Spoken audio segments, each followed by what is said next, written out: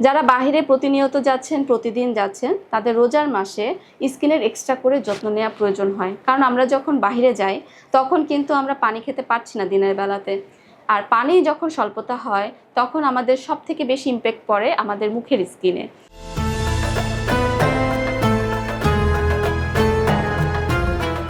রোজার সময় আমরা আসলে ইবাদতে অনেক বেশি মশগুল থাকি। আমাদের নিজের পার্সোনাল লাইফে অনেক কিছু ঘাটতি রেখে আমরা এই 30টা দিন পার করি।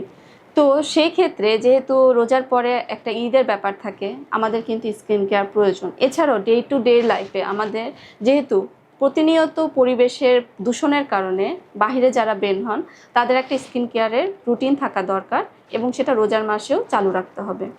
যারা বাহিরে প্রতিনিয়ত যাচ্ছেন, প্রতিদিন যাচ্ছেন, তাদের রোজার মাসে স্কিনের এক্সট্রা করে যত্ন নেওয়া প্রয়োজন হয়। কারণ আমরা যখন বাহিরে যাই তখন কিন্তু আমরা পানি খেতে পারছি না দিনের বেলাতে।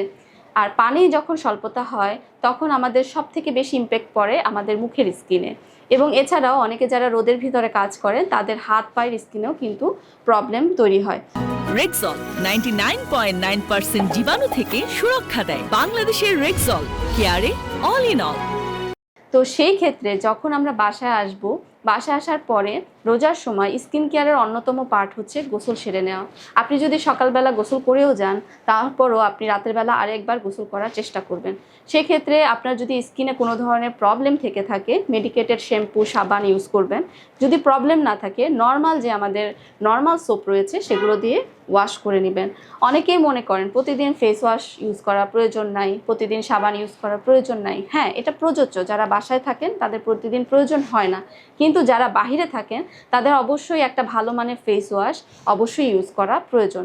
সাথে সাথে আপনি যদি কোনো ন্যাচারাল সোর্স থেকে আপনার স্কিনকে ময়শ্চারাইজ করতে পারেন, বিশেষ করে ইফতারের পরে, তাহলে দেখবেন আপনার স্কিন রেজুভেনেট হবে।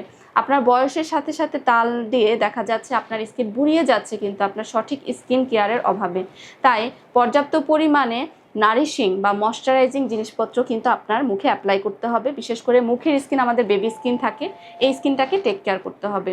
অনেকের সান ট্যান থাকে, সান বার্ন থাকে, পিম্পলস থাকে, সেগুলোর ক্ষেত্রে আমরা বলে থাকি যে ভিটামিন সি যুক্ত যে ফলগুলো রয়েছে সেই ফলের রস কিছুটা হলেও যাতে মুখে আমরা একবার দিনে মাখি।